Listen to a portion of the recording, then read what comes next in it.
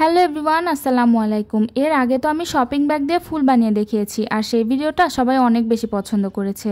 আর তাই এই ভিডিওটাতে পলিথিন ব্যাগ অথবা প্লাস্টিক ব্যাগ দিয়ে আমি ফুল বানিয়ে দেখাবো। আর এটা বানানো কিন্তু অনেকটাই সহজ, খুব একটা ঝামেলা নেই। শুধু পলিথিনটাকে এভাবে ভাঁজ করে নিতে হবে। পলিথিনের বড় অংশ নিলে একটু বেশি ভাঁজ হবে, তখন ফুলটা একটু বেশি ফ্লাপি হবে। আমি একটু কম নিয়েছিলাম জন্য আমার ফুলটা অনেক বেশি ফ্লাপি হয়নি। পলিথিনটা 4 ভাঁজ করে আমি এভাবে এপাশ ওপাশ করে ভাঁজ করে নিয়েছি লম্বা করে। আমরা ছোটবেলায় যেভাবে পাখা বানাতাম ঠিক ওইভাবে। এরপরে এর মাঝের অংশটা আমি একটা সুতা দিয়ে বেঁধে নিচ্ছি। এখানে কিন্তু কোনো তার দিয়েও বাঁধা যেতে পারে, অবশ্যই সেটা হতে হবে চিকন তার। এই বাঁধাটা অনেক বেশি শক্ত হতে হবে না, মিডিয়াম টাইপের হলেই চলবে। মাঝে বেঁধে আমি এক্সট্রা সুতাটা কেটে নিয়েছি। এরপরে সাইডের যে অংশগুলো থাকে সেটা আমি আবার ভালো মতো ধরে সাইড দিয়ে একটু ফুলের পাপড়ির মতো শেপ দিয়ে দিয়েছি। এটা কিন্তু সম্পূর্ণই নিজের পছন্দ মতো দেয়া যাবে। আমি সাইড দিয়ে গোল টাইপের করে শেপ দিয়েছি। ভিডিওর এই পর্যায়ে একটা জরুরি কথা বলি, তোমরা যারা এখনো আমার চ্যানেলটাকে সাবস্ক্রাইব করোনি তারা অবশ্যই আমার চ্যানেলটাকে সাবস্ক্রাইব করে দিও। আমার চ্যানেলে পেয়ে যাবে সহজ নিয়মের কিছু ক্রাফটিং, সাথে DIY, এগুলো লং ভিডিও এবং থাকবে শর্টস। তো যাই হোক, কাটাকুটির পর্ব শেষ করে এবার ওই পলিথিনের টুকরোগুলো উপর দিকে টেনে তোলার পালা। আর এটাই কিন্তু সবচাইতে বেশি স্যাটিসফাইং পার্ট।